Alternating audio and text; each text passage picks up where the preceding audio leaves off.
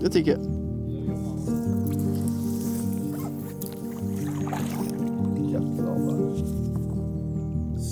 Once upon a time, there were two boys in their absolute prime, setting out for a marvelous fishing trip in the village of Bettna.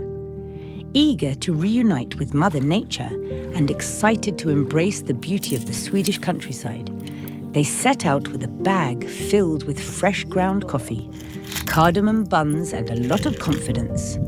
Today was not about the fish, it was all about tranquility and the joy of simply being one with nature. Thank God for warm clothes, gloves and sunny weather and good company. Nej. Ser man på att det är lite kräftätare när man ser buvarna. Det är inte så tydligt, men han har lite. Jättebröd.